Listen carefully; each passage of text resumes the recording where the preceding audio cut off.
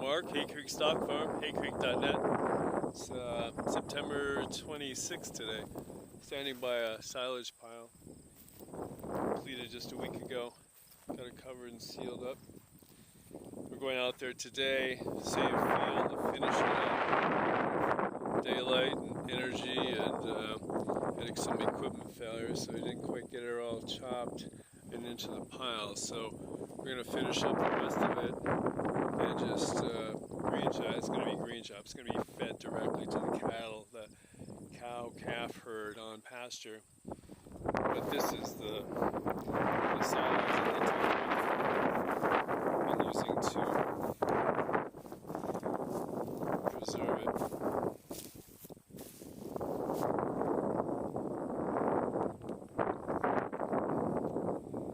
This is a sand seal. It's just a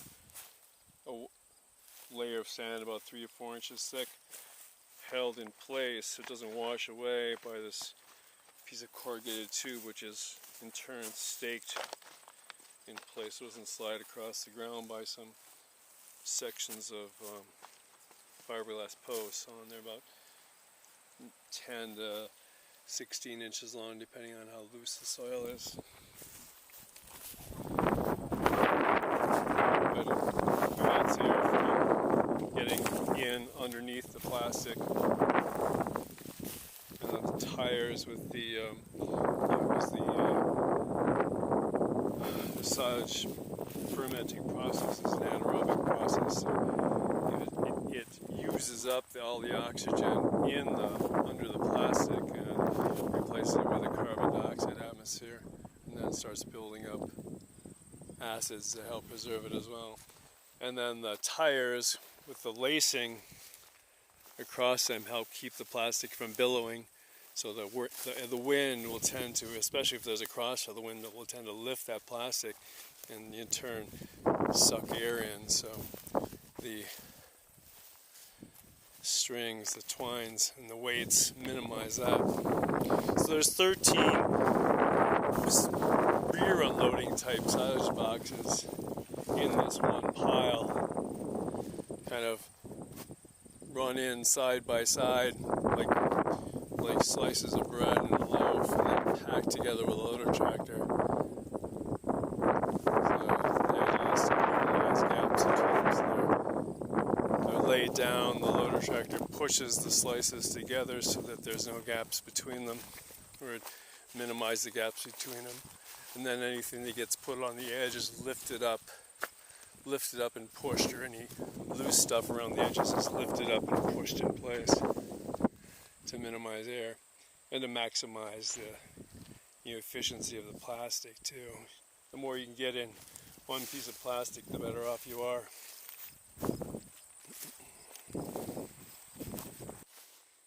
This is the rear unloading type forage box that was used to make the silage pile. PTO driven.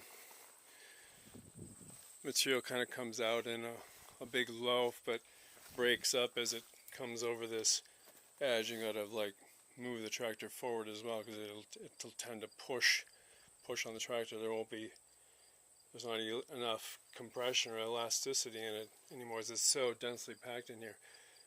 It can't really go anywhere once it touches the ground. You have to move ahead. It's so heavy. And this is the type we'll be using today. This is the side unloading type, the type that's traditionally used to feed a vertical silo filler. There's the beater bars.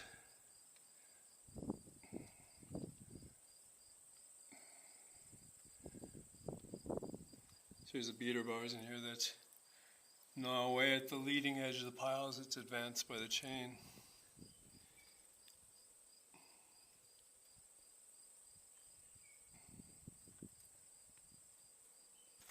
And then we've got a cross conveyor that moves it to the side.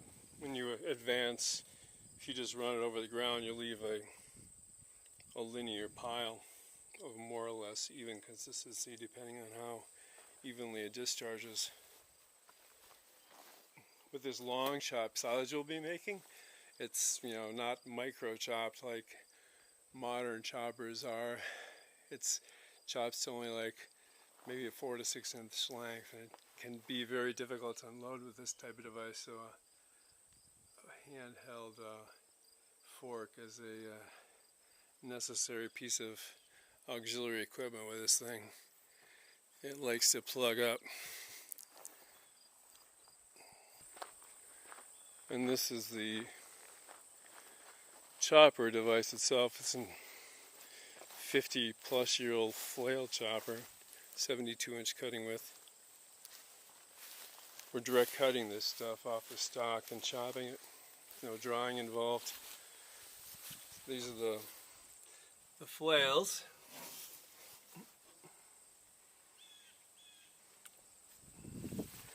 They pivot on this. There's 3 rows of them that pivot on the shaft.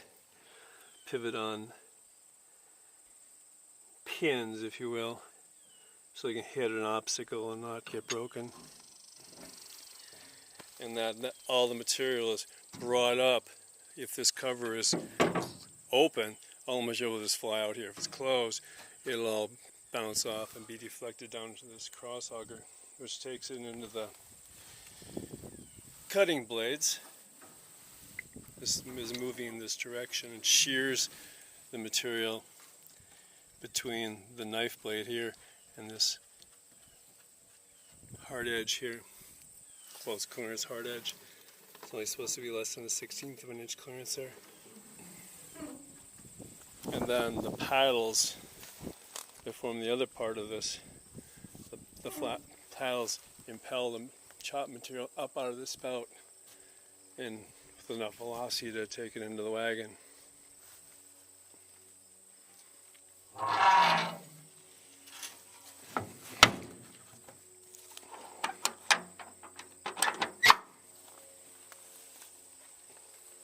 If you overload these things, if you feed too fast, this is the choke point right here. It'll start backing up at this point, and this whole auger will be full of compacted material.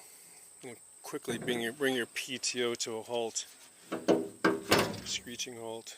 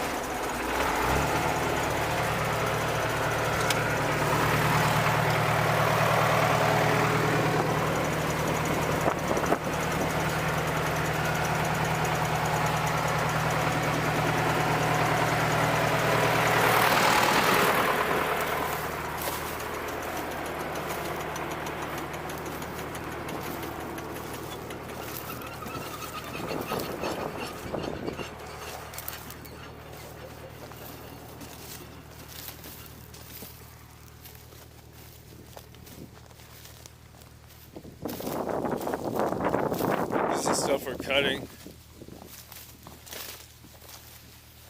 Now, the center of the field was planted actually 3 weeks later than the edges, which were already chopped. You see there's some Japanese millet in here. Looks like there's some pearl millet, cattail-like stuff. And then this is the sorghum Sudan. This wasn't headed out when we chopped the outer perimeter. It's just headed out the past week.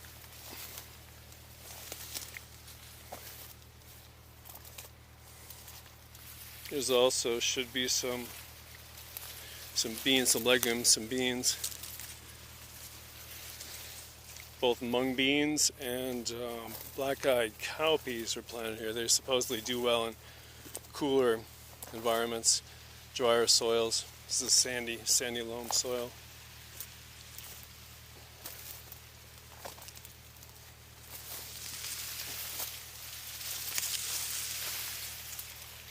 That's a good stand.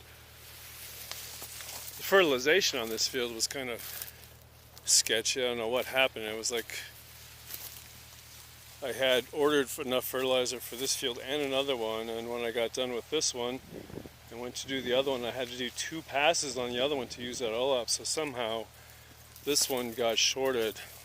Either the material was wet and stuck inside the hopper, or something unusual happened. Because this field got shorted. There were a lot of streaks in here of yellow. We could see it was deficient in nitrogen. But despite that, this is yellowish here. This is one of those streaks where it didn't grow as much. It did fairly well considering this fairly low rainfall for the last month. So I think there's some corn growing in there as well. I used up some old corn seed. It was 10 years old, I think. It's an old conventional corn. Been laying around forever. Yeah, there's some of that in here.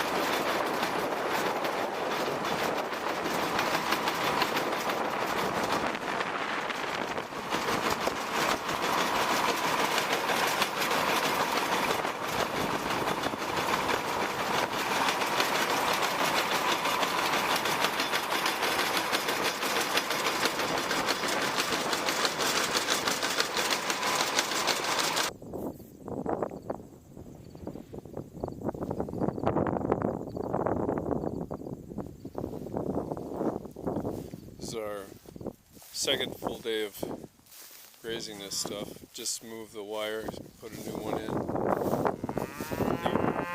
Leapfrog the other wire, so we can see what's happened out here.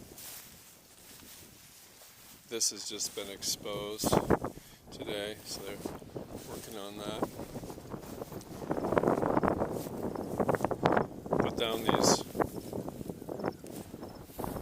rows parallel to each other by straddling, putting the outermost row first, and then straddling that with a tractor and forage box wheels, putting down the next one. So we got them pretty close together, only about 5 or 6 feet apart. Individual rows in here. I put them in this circular circular arc so it could get a lot of surface area. So there wouldn't be so much competition between the cattle, and the piles wouldn't have to be so thick. They could spread them out a little bit so they wouldn't heat. It's supposed to be dry for the next 7 days, so stuff will turn into hay eventually.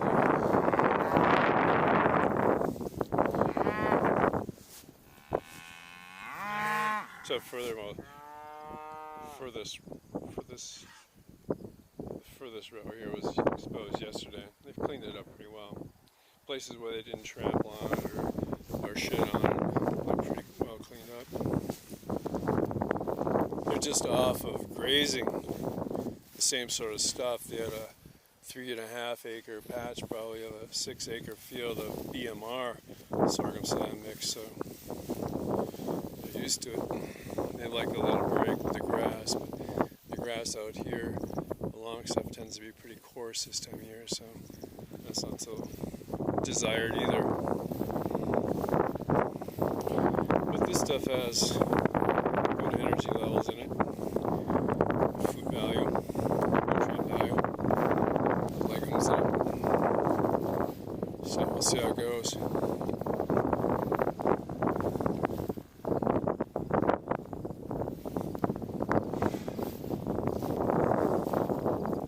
Maybe they're too stuffed from eating yesterday.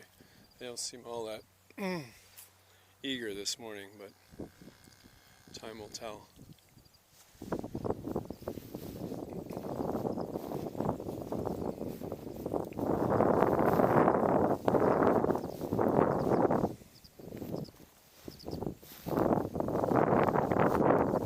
She's going underneath the wire to get some grass, some longer grass, avoiding the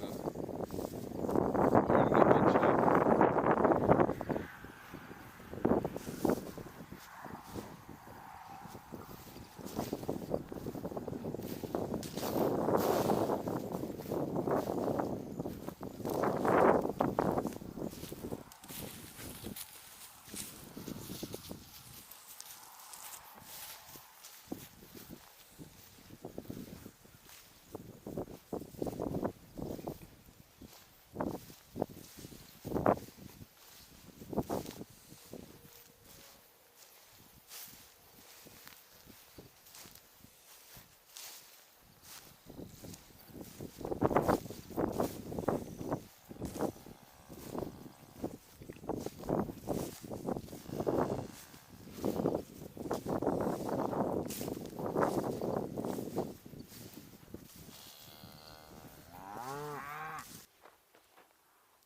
This is Mark, Hay Creek Stock Farm. It's November 11th. We're out here at the silage piles.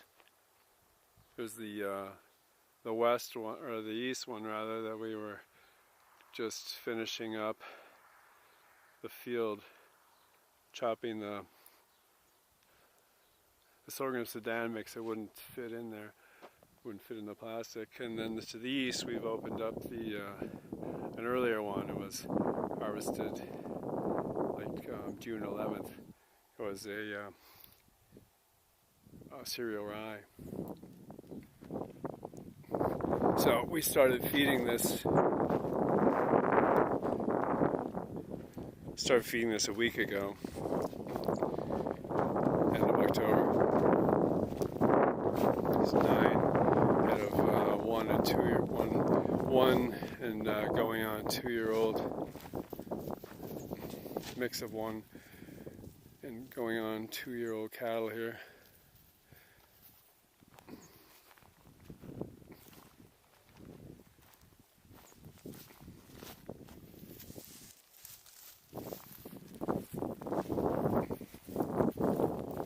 So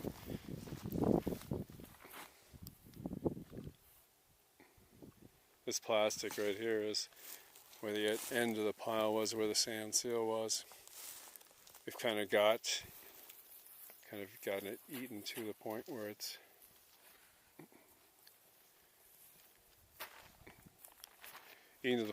a full width of the pile.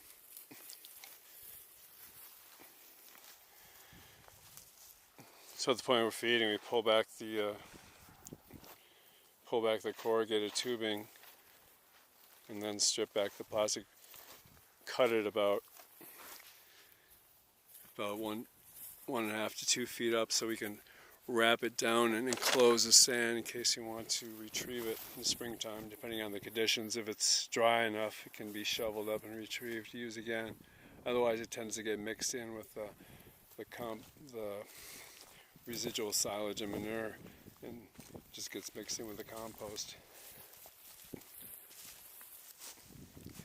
But the beauty of this type of silage is that it can be directly fed. You just put a wire across it like this.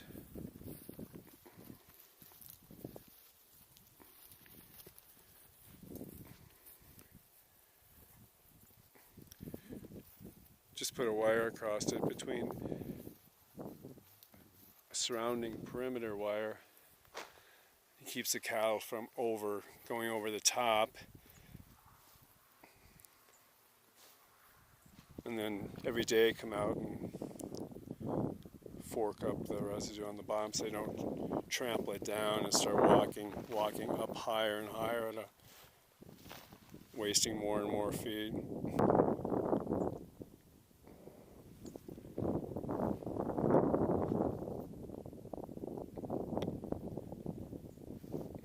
The 5-foot-long fiberglass posts keep the wire secure deep in the pile so it doesn't get knocked down. If it gets knocked down, the cattle, it's snapping down there. They won't feed, or it gets shorted out, one of the two, and then they end up going over the top and making a mess. I've had them actually walk up on the pile and punch holes in with their feet, with their hooves. It's important here that, especially if you've got wind coming from this end of the pile, which you shouldn't have. You shouldn't orient your pile that way, but it's important to keep some kind of weight on it, especially on days that are forecast to be windy, to keep wind from getting underneath and billowing it'll billow the whole pile if it's severe enough. It tends to degrade the silage quickly, especially in warm weather. This works best when the weather's cold, oftentimes this outer part of the pile will be frozen, up to 6 inches down, 6-inch depth. And at that point, it's fairly impervious to degradation. But right now, it's still warm enough for that to happen. This is a long cut silage, so it doesn't pack real tight. This is just self-packed, basically. Just the weight of the silage itself. So it's easy for the cattle to get a hold of, chew.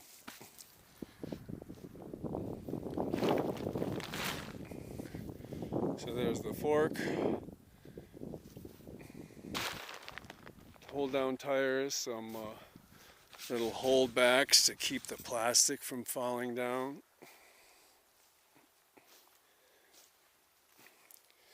This corrugated, once the ground, or once the sand actually freezes, once it gets cold enough to keep it regularly frozen, I pull out all these little fiberglass posts holding that corrugated in place and pull up the corrugated for that pile. So, because it can't sustain cattle trampling on it, it'll get crushed. So it's best to get it out of the way as soon as possible. But you want to wait until the sand is stabilized by freezing. Otherwise, if a rain comes along, it'll wash it away, expose the pile to air. So that's how it works.